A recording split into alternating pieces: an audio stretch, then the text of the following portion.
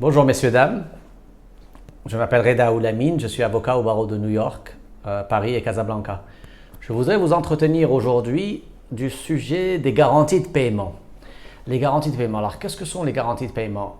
Alors, très simplement, souvent quand on a une transaction à faire avec quelqu'un, transaction civile, le plus souvent commerciale, et quand je dis une transaction, on a une relation d'affaires et on se demande est-ce que je vais être payé pour ce que je suis en train de faire ou de livrer. Ça peut être un produit, ça peut être un service. Ça peut être un petit montant, ça peut être un gros montant. Et donc, il y a cette problématique, surtout dans un certain contexte marocain, de la garantie de paiement.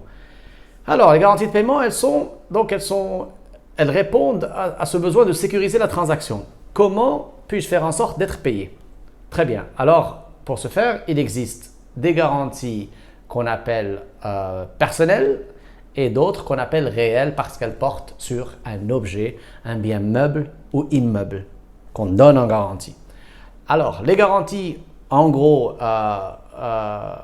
pour résumer, qu'est-ce qu'on a comme garantie personnelle? Eh bien, on a tout d'abord la toute bonne vieille caution. La caution, c'est une garantie, c'est un engagement d'une tierce partie à garantir une obligation que vous contractez. Par exemple, vous allez louer un bien immobilier et le propriétaire vous demande d'apporter une caution, c'est-à-dire une tierce personne qui peut être soit une personne physique, soit une personne morale qui va garantir à payer à votre place.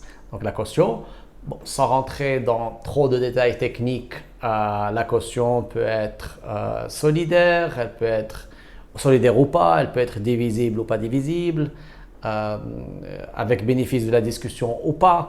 Bref, l'essentiel c'est de savoir que si quelqu'un doit vous payer et que vous n'êtes pas sûr qu'il peut vous payer, on peut lui demander qu'il apporte une troisième personne, une tierce personne, parfois une banque, d'ailleurs le plus souvent une banque ou même un particulier qui va le garantir et qui va payer s'il ne vous paye pas. Ça c'est la caution. Il y a également en termes de caution quelque chose qui est beaucoup plus efficace, c'est qui est la garantie à première demande. Contrairement à la caution, la garantie à première demande est aussi une garantie fournie par une tierce personne, mais l'originalité de la garantie à première demande, c'est qu'elle est automatique, sans aucune discussion. Il suffit que je dise à ce garant, à cette tierce personne, un tel ne m'a pas payé, pour que ça déclenche l'obligation de me payer. Bref, donc c'est très très très efficace. Sachant que les banques également peuvent délivrer ce genre de garantie à première demande, bien sûr. Comme c'est une garantie très efficace, il se peut qu'elle soit beaucoup plus chère également. Donc, principalement pour les garanties personnelles, nous avons donc la caution et la garantie à première demande. Maintenant, dans les garanties que l'on dit réelles, nous avons principalement la plus connue, la fameuse hypothèque, c'est-à-dire que vous avez emprunté de l'argent et vous donnez un bien immobilier en garantie. Et quel est l'objectif d'une hypothèque? C'est que votre créancier sera payé en premier en cas de défaillance de votre part. Vous ne pouvez pas, donc ça aliène le bien, vous ne pouvez pas vendre ce bien, un bien immobilier le plus souvent, et vous donnez cette hypothèque, c'est-à-dire vous vous engagez à ne pas vendre et à payer en priorité en cas de non-paiement.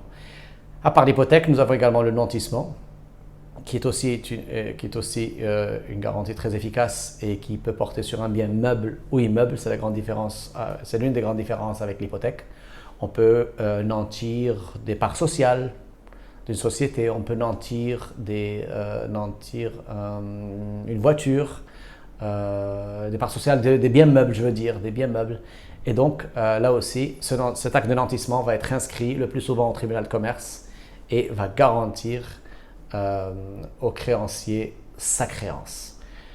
Il existe certaines autres formes de garantie, mais je voudrais m'appesantir un tout petit peu sur une non-garantie, mais qui est en pratique à tort utilisée comme garantie, qui est le chèque. Le chèque n'est pas un instrument de garantie. Le chèque n'est pas un instrument de crédit. Le chèque est un moyen de paiement à vue. Il est illégal de donner un chèque à titre de garantie de paiement. Voilà, donc oublions le chèque et il existe la reconnaissance, bien sûr, assez efficace, toute simple mais très efficace, la fameuse reconnaissance de dette. Le simple fait que quelqu'un vous promette, vous dise « je reconnais vos devoirs ce montant », vous pouvez immédiatement obtenir une injonction de paiement et vous n'avez plus, c'est-à-dire un ordre de payer, une injonction de paiement, un ordre de payer de la part du tribunal très très rapidement, en quelques heures ou quelques jours, contrairement à un procès qui exposerait tous les tenants et les aboutissants de l'affaire. À part la reconnaissance de dette, nous avons enfin, je mentionnerai la lettre de change, qui peut être une très bonne garantie de paiement. C'est un petit peu l'équivalent de la reconnaissance de dette, en ce sens que quand la personne vous signez une lettre de change, elle s'engage irrévocablement, indiscutablement à payer cette somme à un certain terme. Voilà, donc en résumé, donc j'ai mentionné les principales formes de garantie de paiement. J'en ai peut-être oublié quelques-unes, mais vous ne m'en tiendrez pas rigueur. Et dernière chose, la meilleure des garanties, c'est la prévention. Il faut connaître son client. Et enfin, si vous avez aimé cette vidéo, je vous invite à nous envoyer un petit commentaire et éventuellement à la liker. Merci beaucoup.